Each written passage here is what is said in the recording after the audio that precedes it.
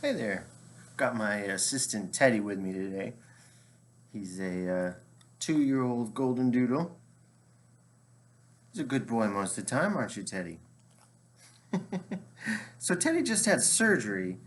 He decided to celebrate Thanksgiving by eating some socks, and unfortunately, one of those socks got trapped in his GI tract, and the vets had to go in and remove it with surgery. And so he's recovered from that, thankfully. He's doing well. Um, it is certainly an experience we've had with the healthcare system recently. And so that's why Teddy came in to make this cute appearance to wrap up our discussion of healthcare. One thing that I don't think I've done an adequate job of as of yet is kind of tying together what we've talked about as far as rationing care. So something that comes up a lot in a pandemic. And so we've talked about in the discussion board and in previous lecture videos, during a pandemic right now, we really feel this really tough moral issue. We find ourselves in situations where healthcare providers have to make really difficult decisions about who to give care to because we have limited resources. If there are a lot of people sick and there aren't enough ICU beds, we need to decide who gets the bed, right?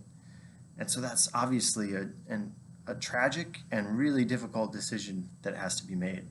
So that is certainly a moral issue that is coming up in a way that we're not used to because of the coronavirus pandemic. Now, something else we've talked about with healthcare is kind of this larger discussion about capitalism versus socialism. And what we haven't done is really tie together why healthcare is an appropriate context to talk about both of these and how they're related to each other. So we're not used to rationing care in the United States for the most part. People need healthcare, they can get healthcare, they have access to it as far as there are available resources. The question that comes up in the US is how much ability to pay does that person have? Sometimes that doesn't really matter. We have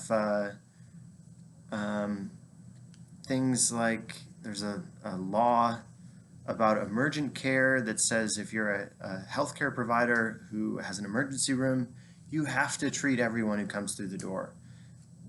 The law doesn't actually say that, it's actually tied to funding.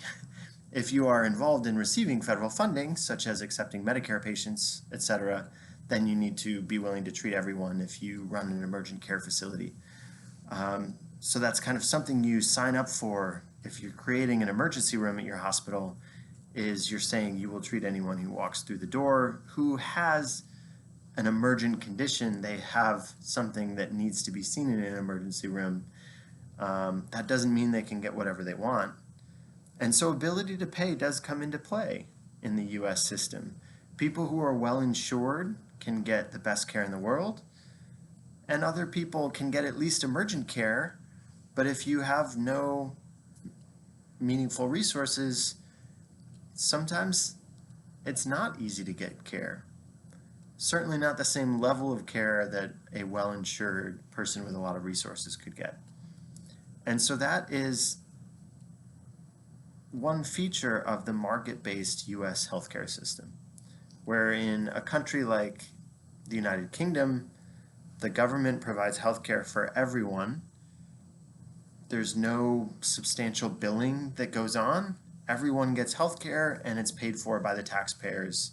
The government hires the doctors, the government owns the hospitals and runs them. And so, I mean, there isn't really billing for healthcare stuff, so ability to pay doesn't really matter.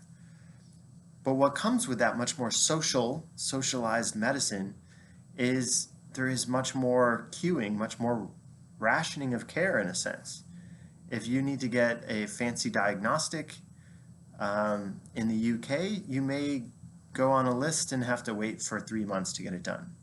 Where in the US, if you're well insured and have the ability to pay, you may be able to get it done within a week. And so rationing care is something that people in a lot of other countries are much more familiar with than we are here in the States. The COVID-19 pandemic has kind of shown us a taste of rationing care, but in a different way, different in a sense. And I say that because, well, rationing care in the UK looks different than it normally would as well because of the pandemic conditions. So people all over the world face this difficult situation where we have limited resources and we have a lot of people who need care. But the type of system we're in does matter. It makes a difference. And that's why healthcare can be an appropriate place to talk about kind of this capitalist versus socialist. I mean, that's also a good discussion to have because it's a vibrant discussion in the US. Should we have a Medicare for all system so we'd look much more like Canada with a single payer? We have private doctors and hospitals, but the government basically runs the insurance program for everyone. That's what it does for elderly people in the US who are on Medicare. That's insurance that covers everyone in the US who's over a certain age.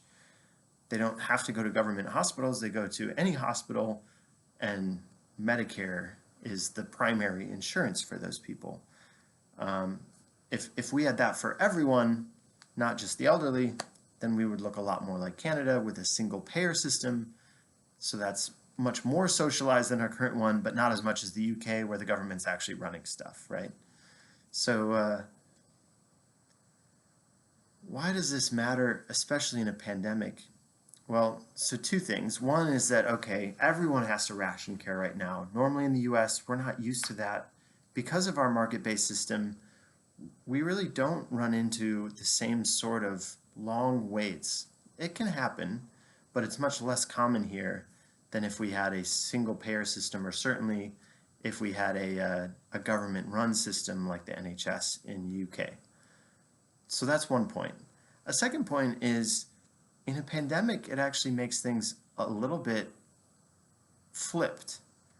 As I mentioned, everywhere is experiencing this difficult, limited resources.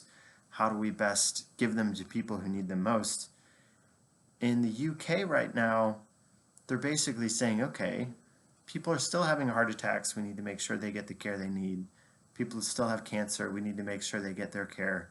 But we're going to be focusing a lot on COVID-19, testing, care, all of those things, right? And it's coordinated. Since it's a centrally run program, it's all coordinated together. In the US, since it's a decentralized system, we have no one government.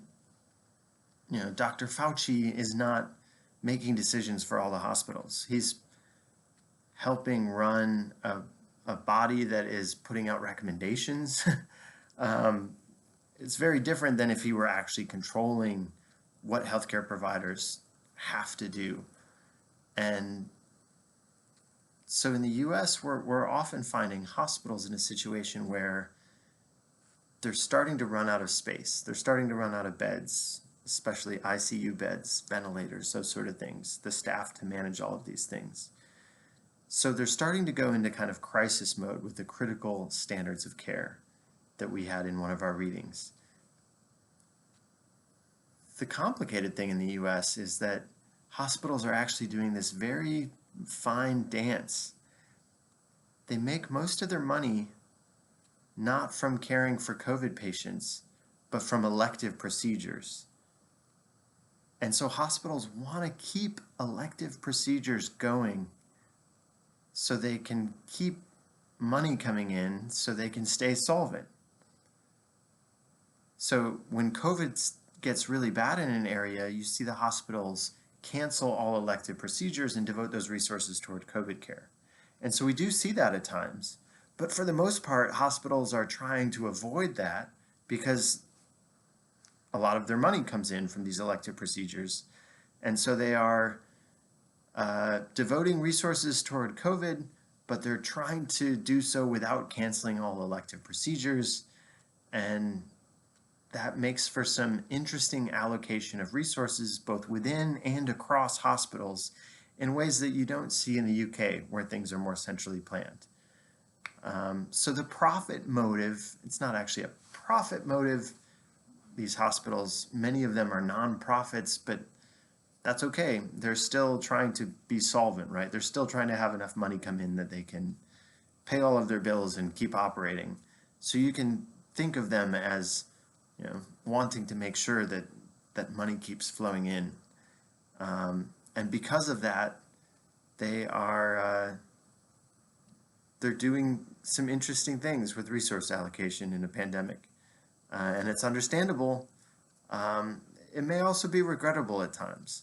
And so normally I mentioned that queuing, rationing of care is more common in a place like the UK than in the US.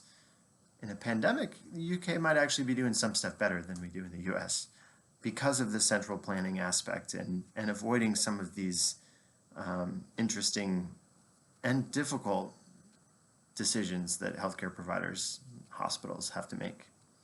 So that's how kind of socialism, capitalism, pandemic, rationing care, all of those things kind of come together at a time like this, and it's complicated. We're skimming the surface in many ways, but this is a moral issue of capitalism. How we structure our healthcare industry affects quality of life for a lot of people in very meaningful ways, and that is all the more so right now during a pandemic. So I hope you spend some good time thinking about this issue, and if you have questions about stuff, feel free to reach out to me. We'll talk again soon. Thanks.